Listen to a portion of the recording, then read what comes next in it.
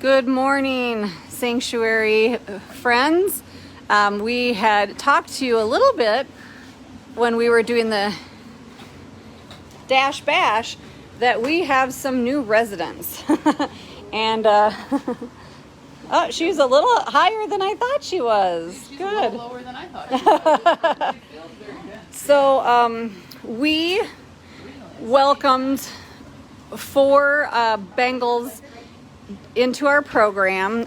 It was been a year in the making.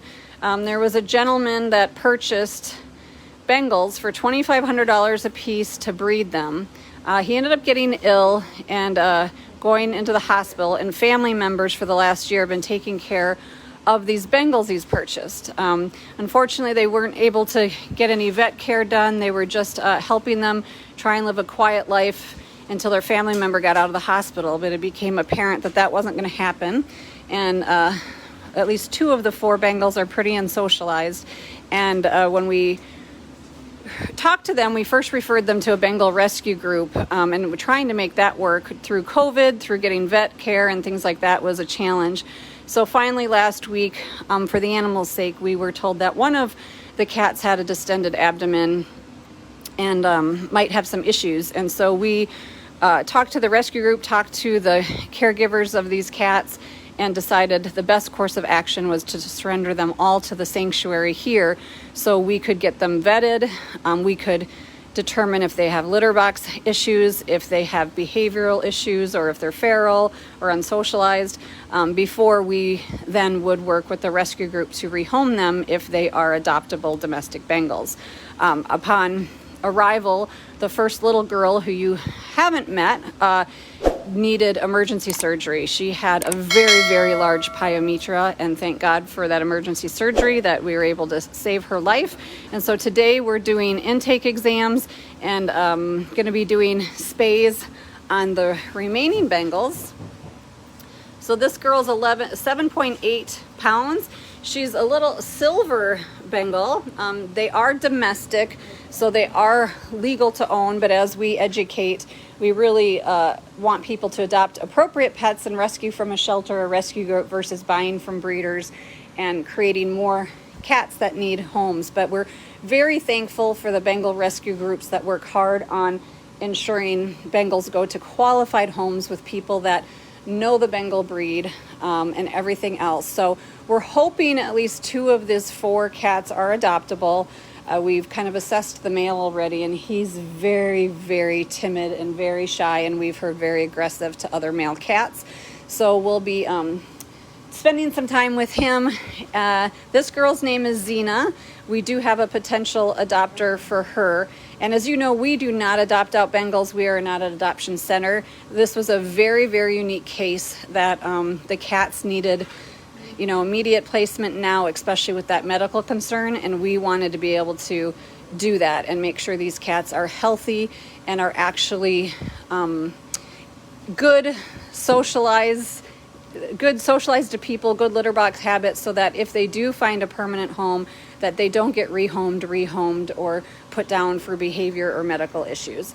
So thank you guys so much for all the funding you gave for Cats in Crisis. This is exactly what Cats in Crisis is to say yes to a unique situation that we don't usually say yes to. But as you can imagine, going to an outside vet for pyometra can be up to $1,000. So we thank for all our donors who support for that. And you can see, even with this small little 7.5 pound cat in the hospital, we are jam packed. And so your Cats in Crisis donations that will be unlocking that $75,000 grant from Bob Barker is so greatly needed and appreciated.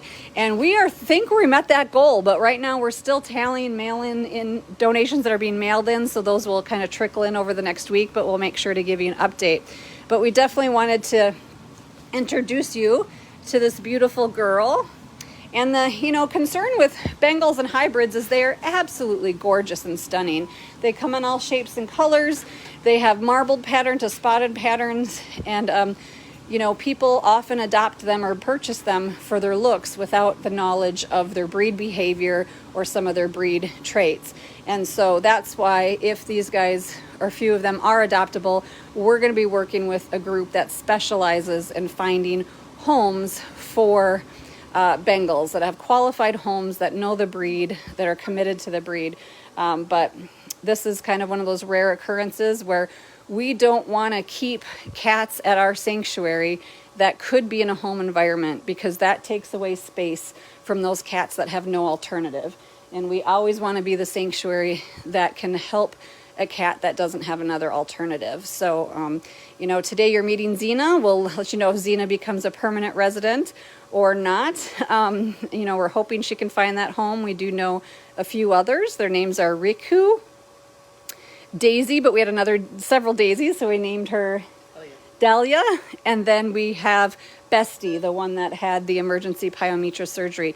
All different colors. There's a silver, there's a snow, there's a regular orange is brown, and then we have the charcoal, which he's really chocolate more than charcoal. So definitely spent a lot of money, upwards $10,000 for the cats.